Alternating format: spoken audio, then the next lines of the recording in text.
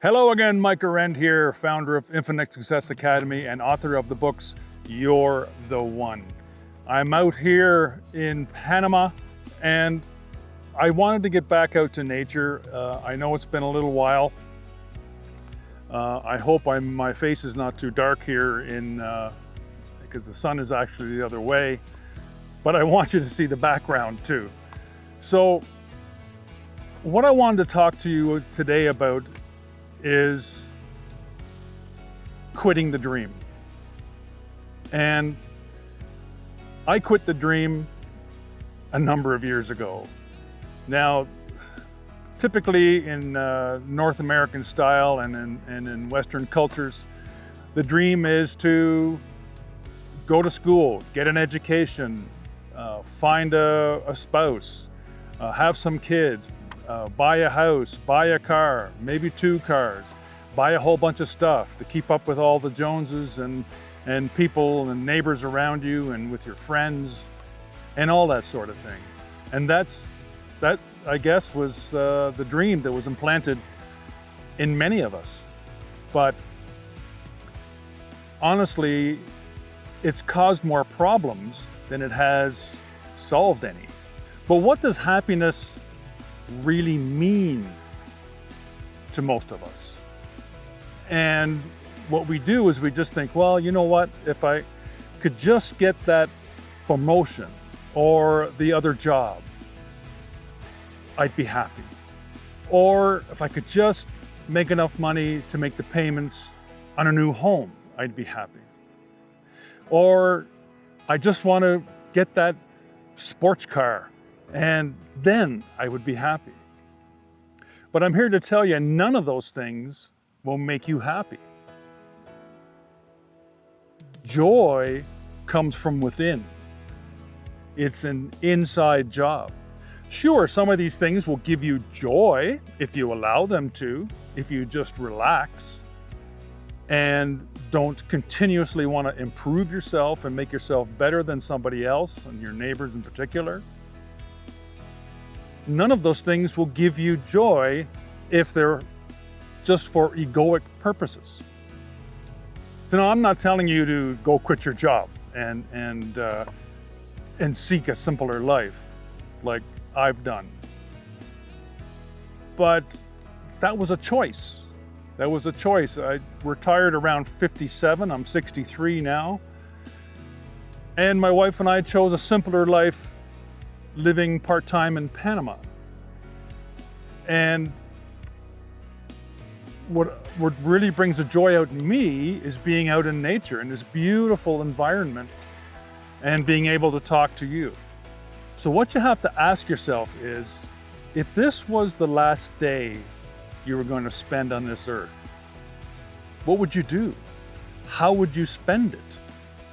Is doing what you're doing now good? Do you feel good? Do you have some joy or some happiness? Or much happiness? And if you said yes, then you know what? That's great. But if you're questioning yourself and starting to say no more often, no, I'm not happy. No, I'm not joyous. No, I'm not good with what I'm doing, then maybe you need to make some changes. And it doesn't have to be drastic changes. You can just start to simplify. Simplify, simplify, simplify. So many of us have so much stuff and junk, and we buy it, and then we use it for a couple times, and then it just ends up in the garage or in the attic. And it's just stuff. My wife and I went through, we had a beautiful lake house, we had a 2-story garage, and it was packed full. And we got rid of everything before we made this move to Panama. We sold the lake house, and we lived part-time in Panama, part-time in Canada. And it was so joyous to feel that weight moving off my shoulders just by simplifying, and I didn't have to keep chainsaws running, the boat running, the cars running, the leaf blower running, doing all those things that I used to have to do, and I don't have to do them anymore. So you have to ask yourself, can I simplify? And you can just do that in baby steps, little bits at a time.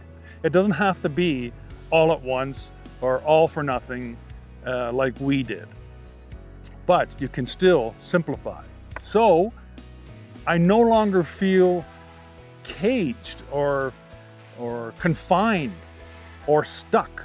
And many of us have that stuckness feeling. We're just stuck in a rut and we can't get out of it. You just need to make a little change. Start simplifying, getting rid of some stuff, sell it or donate it. Move on from this stuff. You don't need it all. You don't need to stroke your ego just because somebody else next door got a new car and now you have to get one. It's not necessary. It's just for egoic, excuse me, early this morning, egoic satisfaction. And that's it. So I think the Beatles had the words right in the song, Let It Be. Let it be, let it be, let it be, let it be. Speaking words of wisdom, let it be. Of course, I am not a singer, but those words, when I was younger and listened to them in my teens, I know, what the heck are they talking about? Let what be? But now that I'm 63 and I'm like an ocean wave, and I'm starting to get to the beach. And at some point, I'm going to curl and I'm going to crash, and all my energy will be diminished and I'll be gone. When that is, I don't know. But I'm starting to get in shallower water and I'm starting to run out of time at 63.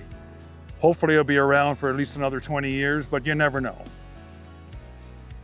We've had some friends pass away quite early. So I'm not going to leave us on a downer. All you have to do is simplify a little bit, get on with life, move forward, let things go, let it be, just let it be, and let yourself be in this now moment. And just sit for a minute and just don't worry about anything. Just take a breath. Do that a few times a day. Calm yourself down. Thank you so much for listening to today's message. I love you all. Take care, and we'll see you again very soon. Bye for now. Oh, and just to let you know, there is a video coming up with a drone footage from Foley Mountain when we were back in Canada, and hope you enjoy it. Take care. Bye-bye now.